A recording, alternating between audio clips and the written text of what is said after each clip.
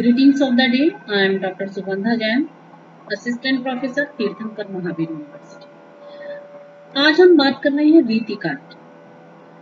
रीतिकाल जो हिंदी साहित्य जगत का एक प्रसिद्ध युग है और एक स्वतंत्र रूप में अपना अस्तित्व बनाए हुए है। रीतिकाल को उत्तर मध्य काल के नाम से हिंदी साहित्य जगत में जाना गया है और ये जो युग है ये युग भक्ति काल के बाद का युग। इस समय का जो वातावरण था वो एक अव्यवस्थित और अशांतिपूर्ण वातावरण था। इस समय में मुगल शासकों की शक्तिहीनता, बाहरी आक्रमण, प्रादेशिक शासकों के पारस्परिक युद्ध, मराठाओं और सिखों के आक्रमण और बहुत सी अन्य जो राजनीतिक गतिविधियां हैं उनके कारण जो समाज था वो बहुत सारी विषम परिस्थितियों से गुजर रहा था। राज्य विस्तार की महत्वाकांक्षा इस समय राजाओं में बहुत तीव्रता से बढ़ रही थी, जिसके कारण आक्रमण को तीव्रता मिल रही थी और यही कारण था कि इस युग में हिंदी भाषा भाषी प्रदेशों में प्रायः शक्ति और अव्यवस्था का वातावरण उत्पन्न होता चला, जिसके कारण चारों ओर एक अवसाद व्याप्त हो गया और इसी अवसाद से एक नवीन वातावरण उत्पन्न। हिंदी साहित्य का ये जो कालखंड रहा है ये कालखंड जैसा विचारकों ने, समीक्षकों ने अपने अपनी समीक्षाएं प्रस्तुत की हैं और जो अध्ययन किए हैं उनके आधारों पर उन्होंने इस बात को जाना कि ये कालखंड अनेकों आक्षेपों और आरोपों से युक्त रहा है। इस समय श्रृंगार प्रधान काव्य में भी मुख्य रूप से नायक नायिका भेद, नाक्षिक वर्णन एवं अनेक क्रीड़ाओं का रसमय शैली में विवेचन किया गया। कुल मिलाकर जो ये काव्य संसार रहा रीतिकाल का वो श्रृंगार प्रधान था और इस युग का अधिकांश काव्य जो है वो तत्कालीन परिस्थितियों से प्रभावित रहा है और ये हर जगह पर हर साहित्य में निश्चित है कि जो भी उस युग का साहित्य होता है वो तत्कालीन परिस्थितियों से प्रेरित होकर गतिमान होता है। तो जो भी उतार चढ़ाव उस समय समाज में थे, चाहे वो राजनीतिक हो, आर्थिक हो, सामाजिक हो, सांस्कृतिक हो, सभी का प्रभाव इस युग के साहित्य पर पड़ा है और इसीलिए जो समीक्षक रहे हैं उन्होंने इन सब का अध्ययन करते हुए अपनी समीक्षाएं इस काल को लेकर प्रस्तुत की। तो वास्तविकता यह है कि साहित्य सृजन अपनी विशेष परिस्थितियों में गति को प्राप्त करता है और विभिन्न वस्तु स्थितियां उसके लिए एक प्रेरणा स्रोत बन जाती हैं, क्योंकि जो साहित्य की उत्पत्ति है वो उस कवि के आसपास के वातावरण से प्रभावित होती है। जो साहित्य एक कवि या साहित्यकार के द्वारा सृजित किया जाता है उसमें न केवल उसके अपने अनुभव होते हैं, उसकी अपनी अनुभूतियां होती हैं, उसके अपने जीवन की छवि उसमें मंडित होती है। न केवल उसका ज्ञान होता है, न केवल उस साहित्य में उसके युगों युगों का प्रभाव होता है, वरन जो तत्कालीन समाज में व्याप्त आर्थिक, सामाजिक, सांस्कृतिक, धार्मिक, राजनीतिक परिस्थितियां हैं वो सब भी उस पर प्रभावित होती हैं। तो विभिन्न वस्तु स्थितियां उसके लिए एक प्रेरणा स्रोत का कार्य। परिस्थितियां साहित्य सृजन की प्रभावी प्रेरणा तो बनती ही हैं, साथ ही साहित्यकार और कला प्रेमियों के लिए दिशा निर्देशिका का कार्य भी करती है। तो हम देखते हैं जो रीतिकाल है वो इन सब परिस्थितियों से प्रभावित रहा है।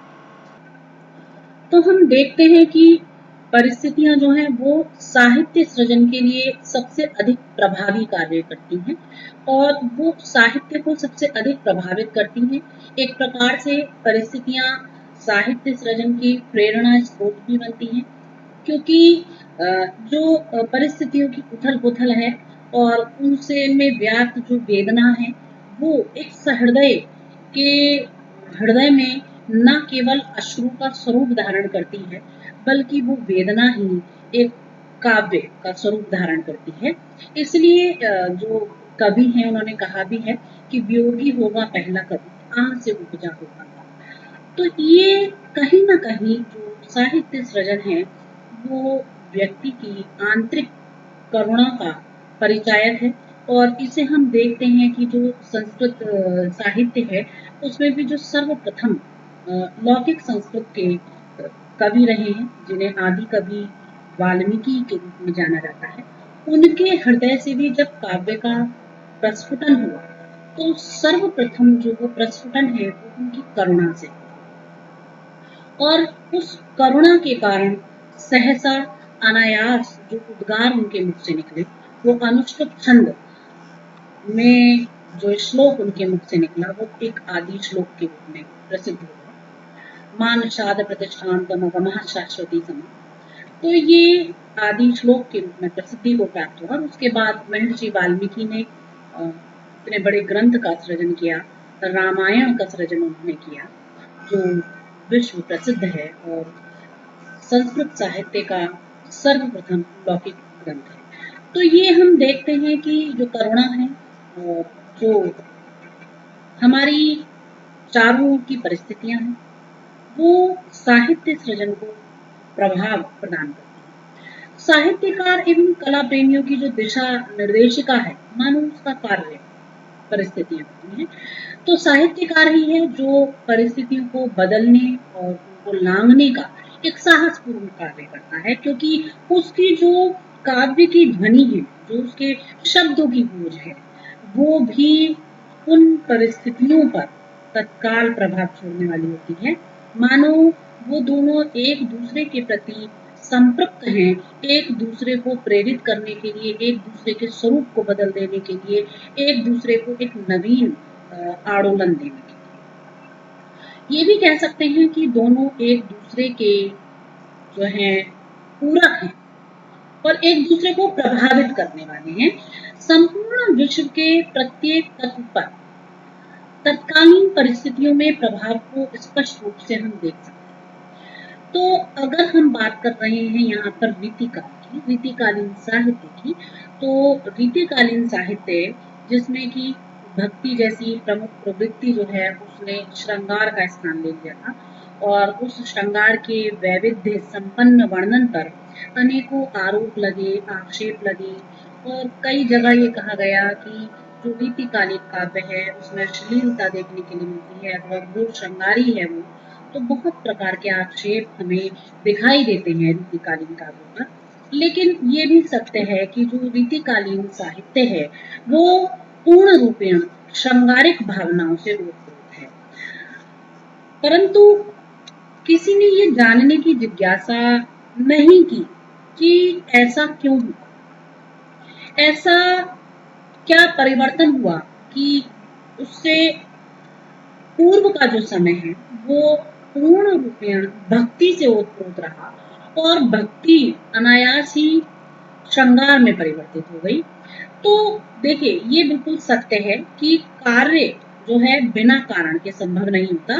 सांख्य दर्शन का सिद्धांत है सत्कार्यवाद, है ना। और जो हमारे भारतीय षड दर्शन है जिनमें सांख्य दर्शन सर्व प्रसिद्ध है, तो उसमें सत्कार्यवाद को प्रसिद्धि प्राप्त है और उसके कहने का यही कार्य है, तात्पर्य है कि जो कार्य है वो अपने कारण के बिना संभव ही नहीं है। अगर कार्य है तो कार्य के पीछे उसका कोई ना कोई कारण निश्चित रूप से व्याप्त है। तो यदि हम देखें कि इस युग में भक्ति ने अनायास ही श्रृंगार का स्थान कैसे ले लिया, तो इसके पीछे भी एक कारण उसका छुपा हुआ है, क्योंकि जो तत्कालीन परिवेश है और जो परिस्थितियां थी वो परिस्थितियां श्रृंगार से ओतप्रोत थी। वो जो समय था वो श्रृंगार से ओतप्रोत था। उस समय का जो एक वातावरण था वो राजसी भोग विलास का वातावरण था, और जो ये राजसी भोग विलास का वातावरण था इसमें जो राजाओं की प्रवृत्तियां थी वो श्रृंगार प्रधान थी और वो श्रृंगारिक स्वरूप को धारण करने वाले थे। तो इसीलिए हम इस चीज को देखते हैं और इन विषयों पर भी विचारकों ने अपनी समीक्षाएं प्रस्तुत की हैं कि क्या कारण रहा जो रीतिकाल अचानक से पूर्ण रूपेण भक्ति से श्रृंगार के रूप में परिवर्तित हो गया। तो हम यही देखते हैं कि जो रीतिकाल है और उसका जो एक अनायास परिवर्तन है वातावरण का, तो उस परिवर्तन में जो प्रमुख कारक हैं वो तत्कालीन परिस्थितियां हैं। और क्योंकि जो परिवेश उस समय व्याप्त था, वह परिवेश भक्ति के स्थान पर श्रृंगार से उत्पन्न था, और रीतिकाल में केवल श्रृंगारिक काव्य का सृजन हुआ। तो ये सत्य है कि श्रृंगार के अतिरिक्त अन्य अनेक प्रवृत्तियां भी इस युग में जो है वो व्याप्त रही हैं, और ऐसा नहीं है कि केवल जो रीतिकालीन काव्य है तो वो पूर्णतः केवल श्रृंगारिक ही है। तो उसमें अन्य प्रवृत्तियां भी हमें देखने के लिए मिलती हैं। तो ये जो हमारी इकाई है, इस इकाई में हम रीतिकाल का आविर्भाव कैसे हुआ और कैसे उसका नामकरण हुआ, उसकी समय सीमा क्या है, वर्गीकरण क्या है और उसकी परिस्थितियां क्या हैं, इन सब पर ही हम अध्ययन कर रहे हैं। तो जो हमारा सर्वप्रथम एक बिंदु है वो है रीतिकाल का आविर्भाव। हम देखते हैं कविता वेदना से उत्पन्न होती है। अभी मैंने पूर्व में भी ये बात कही, जो काव्य है उसका सृजन करुणा से होता है, तो उसका आविर्भाव करुणा है। तो इसलिए करुणा मानो वो धरातल है जिस धरातल पर काव्य का सृजन होता है। और निश्चित ही रीतिकालीन कविता तत्कालीन परिस्थितियों के ऊष्म वातावरण के मध्य पल्लवित एक श्रृंगारी हास है। तो वास्तविकता यह है कि कविता का जन्म सामाजिक और सांस्कृतिक परिस्थितियों के मध्य होता है। हर युग की परिस्थितियां कविता के रूप में एक नवीन अर्थ का गठन करती हैं, और परिस्थितियों की भिन्नता के कारण ही कविता का आकार, प्रकार, उसका रूप, उसका वैशिष्ट्य, शील, गुण और उसके भाव, ये सब सब कुछ बदल जाते हैं। मतलब जो भी उस काव्य की एक वातावरण का धरातल उसको प्राप्त होता है, तो वो वातावरण का धरातल उस काव्य को न केवल एक आकार प्रकार देता है, बल्कि उसको वैशिष्ट्य भी उसी स्वरूप वाला देता है। उसके जो आंतरिक गुण हैं, जो बाह्य गुण हैं, वो सब भी उस वातावरण पर किसी न किसी रूप में आधारित होते हैं। अभी पीछे भी हमने इस बात की बात कही, और भाव आदि सब कुछ बदल जाते हैं। तो रीतिकालीन जो कविता का लावण्य है, यदि हम उसको पूर्ण रूपेण समझना चाहते हैं, तो सर्वप्रथम हमें इस युग की पृष्ठभूमि को समझना अति आवश्यक है कि इस युग की पृष्ठभूमि क्या रही होगी। रीति युग की कविता में एक खास प्रकार का सौंदर्य हमें देखने को मिलता है, एक अतुलित लावण्य हमें देखने के लिए मिलता है। हालांकि जो रीतिकालीन काव्य है वो पूर्ण श्रृंगारिक है, पर उस श्रृंगार में भी केवल अनावृत सौंदर्य नहीं, बल्कि एक आवृत सौंदर्य है। और ये सौंदर्य जीवन के एक ऐहिक दृष्टिकोण के कारण विकसित हुआ है कि हमने उस जीवन को इस लोक से जोड़कर देखा है। हम देखते हैं कि जो भक्ति काल है, भक्ति काल में भी सौंदर्य का एक विशद वर्णन किया गया है, लेकिन वहां जो सौंदर्य है वो पारलौकिक जगत से जोड़ा गया है, और इसलिए वो भक्ति की चरम सीमा का स्पर्श कर गया है। लेकिन जो रीति काल में एक सौंदर्य चित्रण हमें प्राप्त होता है, वो एक ऐहिक दृष्टिकोण को धारण करता है।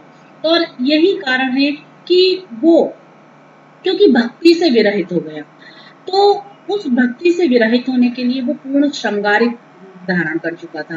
तो रीति काव्य में जो प्रेम, जो श्रृंगार का विवेचन रीति कवियों के द्वारा किया गया, वो निश्चित रूप से ऐहिकतावादी था, और उसका परिणाम भी वही रहा। उसमें वो एक ऐहिक दृष्टि हमें देखने के लिए मिलती है। ऐहिक से तात्पर्य इस लोक से है, ये यानी कि जो लौकिक है, जो कि भौतिक है। तो रीति कविता के साथ साथ इस युग की सांस्कृतिक उपलब्धियों को भी हम इस साहित्य में देख सकते हैं।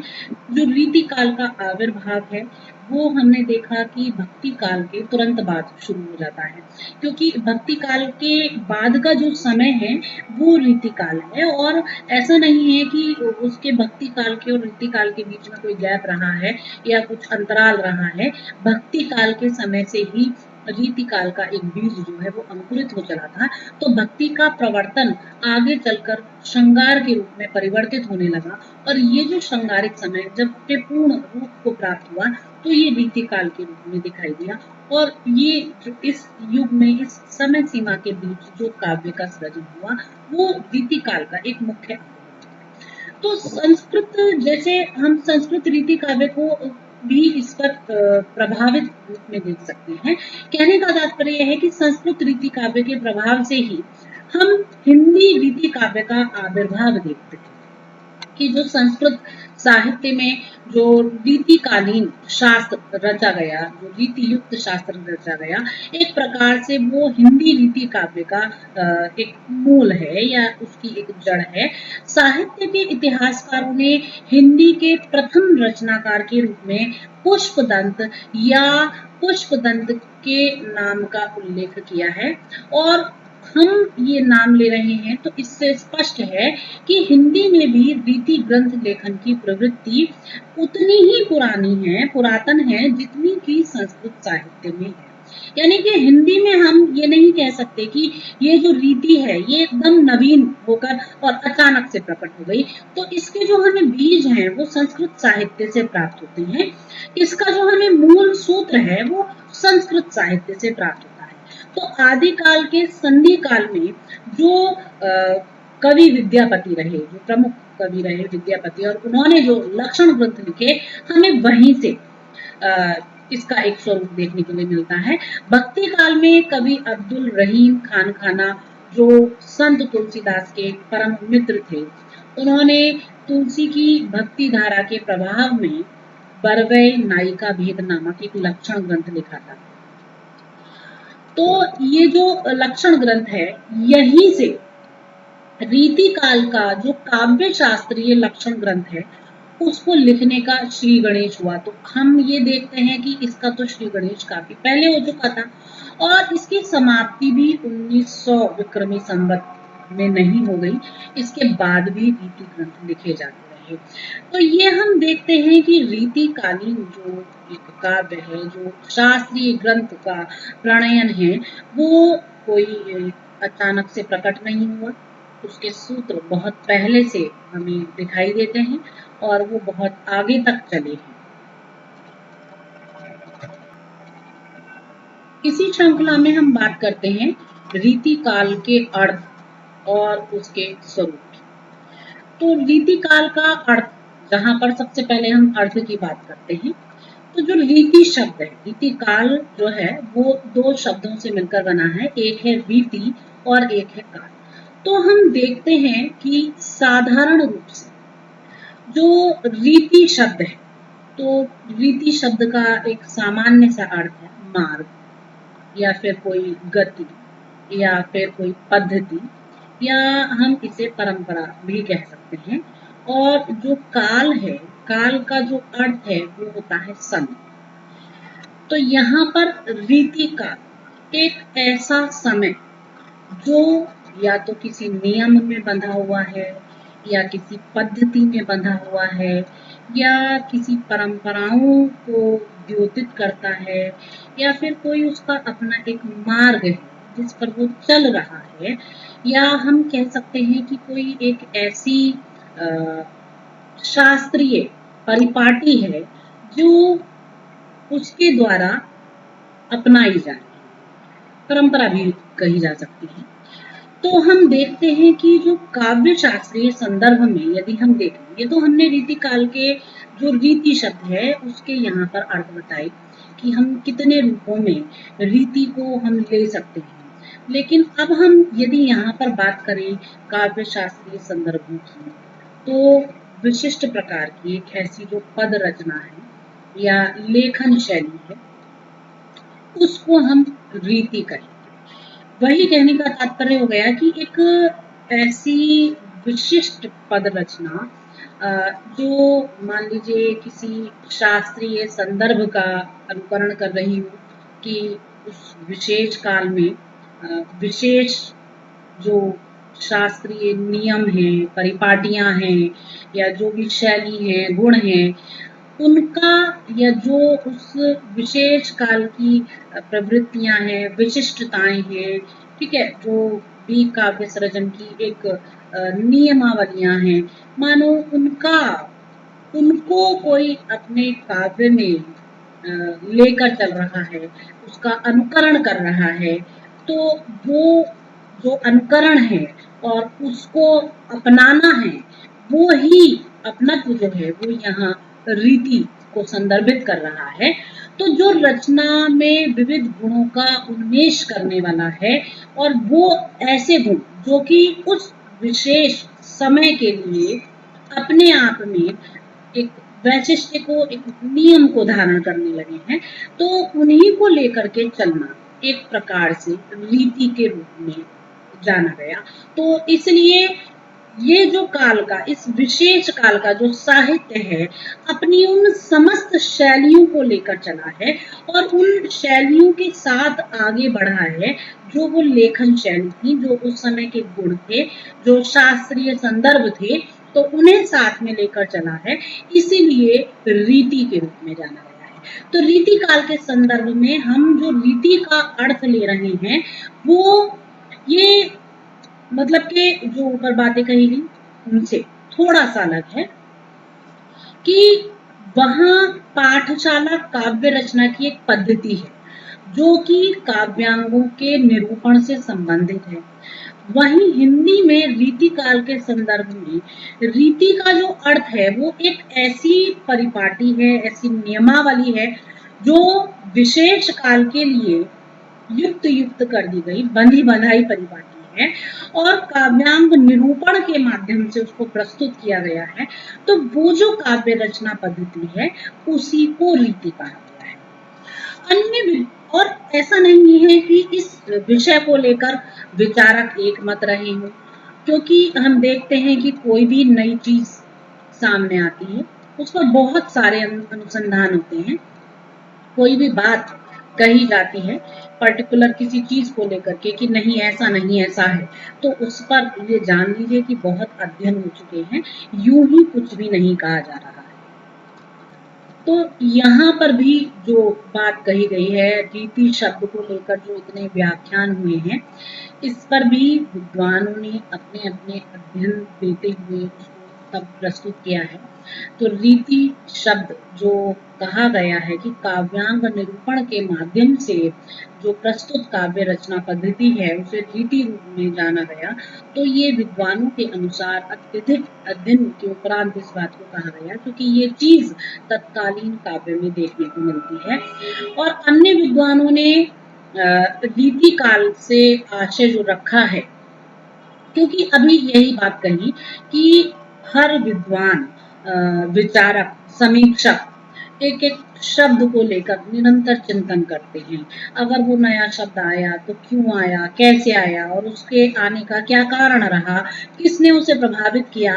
तो यहाँ ये जो रीति काल है इसमें रीति को ही क्यों चुना गया और इस समय को रीति के रूप में ही अभिहित क्यों किया गया, तो इसको लेकर भी विद्वान निरंतर अपने एक जो वैचारिक अनुसंधान है उससे जुड़े रहे हैं। तो हम देखते हैं कि कुछ विद्वानों का मानना ये है कि इस विशेष समय से जुड़ा हुआ जो काव्य सृजन है उसमें रीति से तात्पर्य अलंकार, रस, गुण, ध्वनि, नायिका भेद आदि जो काव्य शास्त्रीय प्रणालियां हैं, तो जो काव्य इन प्रणालियों को लेकर चला है, जो काव्य इनको अपने काव्य में जोड़ता हुआ चला है या इनका अनुसरण करता हुआ चला है, उसको रीति कहा गया है। और इनके लक्षण के साथ साथ स्वतंत्र रूप से इनके आधार पर जो काव्य लिखने की पद्धति थी वही रीति के नाम से विख्यात हुई, उसे ही रीति के नाम से प्रसिद्धि प्राप्त हुई और उसी ने रीति के नाम से अपनी ध्वज पताका फहराई। और यह पद्धति जिस काल में सर्व प्रधान स्वरूप को प्राप्त करती है वो काल रीति काल कहलाता है। उसी काल को विद्वानों के द्वारा रीति काल कहा गया है, जिसको कि आचार्य रामचंद्र शुक्ल ने उत्तर मध्य काल कहा है। तो ये जो काल है ये रीति के रूप में जाना गया। तो यहाँ मुख्य रूप से जो रीति शब्द है वो स्पष्ट हो गया। रीति शब्द संस्कृत के काव्य शास्त्रीय रीति शब्द से भिन्न है, क्योंकि वहां जो रीति शब्द है वो काव्य की एक आत्मा के रूप में जाना गया है, जिसे वामन ने लिखा है कि संस्कृत में जो रीति है वो काव्य से आत्मा रीति है ना। तो काव्य की आत्मा के रूप में उसको जाना गया, और ये जो सिद्धांत प्रकट किया है, जो इस सिद्धांत को प्रतिपादित किया है, वो आचार्य वामन ने किया है। और अपने काव्य अलंकार सूत्र में उन्होंने काव्य को परिभाषित करते हुए कहा है कि रीति रात्मा काव्य, जो काव्य की आत्मा है वो रीति है। तो वहां जो रीति शब्द है वो काव्य की आत्म तत्व के रूप में प्रकट किया गया है, और उसको वहां उस रूप में अभिहित किया गया है। लेकिन यहाँ जो हिंदी साहित्य का ये जो रीति काल का रीति शब्द है, ये इस युग के एक लक्षण स्वरूप को अपनाकर चलने की बात कर रहा है। और ये जो लक्षण है वो अलंकार, रस, गुण, ध्वनि, नायिका भेद आदि जो काव्य शास्त्रीय प्रणालियां हैं, इनका अनुकरण करते हुए चला है, और उसी को रीतिकाल का। रीतिकालीन हिंदी कविता का जो आरंभ है वो हम देखते हैं कि केशव दास की कवि प्रिया और रसिक प्रिया से होता है, और इसके अनंतर कुछ समय बाद ही चिंतामणि के लक्षण ग्रंथों की जो अखंड परंपरा है वो प्रवाहित हो चलती है। तो इसी बीच कविता लिखने की एक विशेष परिपाटी बन जाती है, और इस समय के जो आचार्य हैं वो कवि संस्कृत साहित्य की जिस उत्तरकालीन परंपरा के अनुयायी रहे, उनमें भी बहुत सूक्ष्म विश्लेषण अनुपस्थित था, और चिंतन का धरातल यहाँ पर इसलिए बहुत अधिक विकसित भी नहीं था। गद्य की विवेचन शैली इन आचार्य कवियों के पास तो थी नहीं। इनका जो शास्त्र है वो अपेक्षाकृत सीमित और अपरिपक्व रहा। इनकी पहुंच चंद्रालोक, कुवलयानंद, रस तरंगिणी, रस मंजरी, ज्यादा से ज्यादा काव्य प्रकाश और साहित्य दर्पण। ध्वन्यालोक लोचन अभिनव गुप्त का, वक्रोक्ति जीवितम आचार्य कुंतक की, है ना, और काव्य अलंकार सूत्रवृत्ति, ये इस तरीके के जो ग्रंथ हैं ये प्रायः नहीं। तो कुलपति मिश्र जैसे जो एकाध कवि हुए हैं, और उन कवियों ने काव्यांगों के अंतर संबंध का प्रश्न भले ही ना उठाए। अधिकतर कवि काव्य लक्षणों की सामान्य चर्चा तक सीमित रहे। हिंदी के रीति ग्रंथों में हम देखते हैं कि 3 प्रकार की जो शैलियां हैं उनका निरूपण पाया जाता है। एक है काव्य प्रकाश की निरूपण शैली, जिसमें कि काव्यांगों पर विचार किया गया है। और जो काव्य प्रकाश है वो आचार्य मम्मट का लिखा हुआ ग्रंथ है, और ये एक लक्षण ग्रंथ है। तो काव्य प्रकाश जो कि आचार्य मम्मट के द्वारा लिखा हुआ एक लक्षण ग्रंथ है, और इसमें जो निरूपण किया गया है, काव्यांगों पर निरूपण किया गया है, रस पर निरूपण किया गया है, और जो काव्य के विभिन्न स्वरूप हैं, जो उसमें एक शास्त्रीय गुण होने चाहिए, जो पद्धतियां होनी चाहिए, तो उन सब पर विचार विमर्श किया गया है। और आचार्य मम्मट का जो ये प्रसिद्ध ग्रंथ है काव्य प्रकाश, इसको उन्होंने 10 उल्लासों में विभक्त किया है, और एक विशद विवेचना काव्य के विभिन्न अंगों पर उन्होंने प्रस्तुत की है, और ये संस्कृत काव्य शास्त्र में एक प्रसिद्ध ग्रंथ है। और इसी प्रकार से जो अन्य ग्रंथ हैं, जैसे सेनापति का काव्य कल्पद्रुम है, चिंतामणि का कवि कल्पोतरु है, काव्य विवेक है, कुलपति मिश्र का रस रहस्य है, तो ये भी इसी प्रकार के ग्रंथ हैं।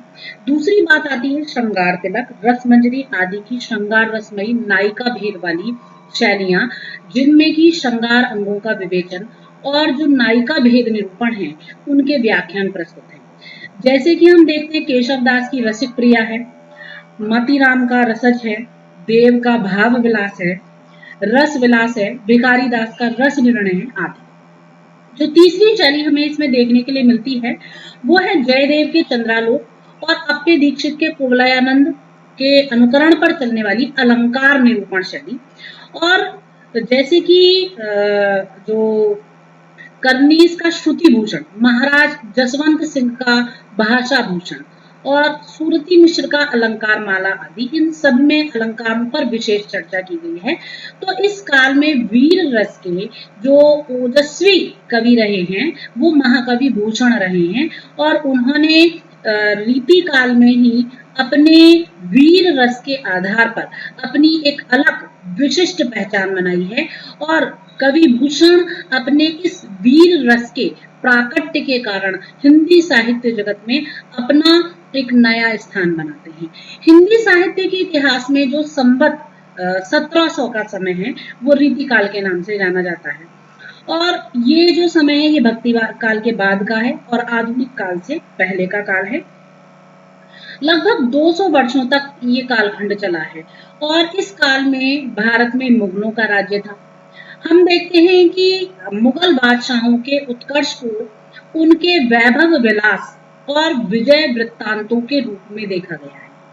तो यानी कि क्योंकि ये जो पूरा कालखंड है ये भोग विलास और विजयों का वर्णन आदि इन्हीं चीजों को लेकर के चला है और युद्ध आदि के विराम के बाद में जो राजा हैं वो युद्ध आदि से थक कर अपना जो जीवन है वो विलासितापूर्ण रूप में व्यतीत करते थे, भोग विलास में व्यतीत करते थे और उसी के जो एक श्रृंगारिक स्वरूप है वो उसी का वातावरण जो है वो तत्कालीन वातावरण में घुला मिला था। उसी का प्रभाव हमें रीति काल के काव्य में दिखाई देता है। शाहजहां के समय से ही रीति काल के दर्शन होने लगते हैं। शाहजहां के इसी समय में मुगल शासकों का उत्कर्ष बिंदु से धीरे धीरे नीचे उतरना और हिंदी साहित्य में काव्य का भक्ति वैभव के चरण से नीचे उतरना, ये दोनों चीजें हम देखते हैं। तो एक क्षयग्रस्त होना जो स्वरूप है वो इस युग में सहज रूप में देखा जा सकता है। तो मुगल साम्राज्य जो है वो और हिंदी काव्य जगत वो दोनों के लिए ही एक प्रकार से ह्रासोन्मुख जो युग था वो रीति काल था। क्योंकि काव्य के लिए हम इसलिए कहेंगे क्योंकि वो भक्ति से उतरकर श्रृंगार पर आया और जो राजाओं का उत्कर्ष है तो वहां हम इसलिए कहेंगे क्योंकि मुगल शासकों का जो एक उत्कर्ष बिंदु था वो भी धीरे धीरे नीचे उतर रहा था। कारण क्या है, जब हम भोग विलास की ओर अग्रसर हो जाते हैं तो जो हमारी बुद्धि है वो भी किसी ना किसी रूप में इस चीज को धारण कर लेती है।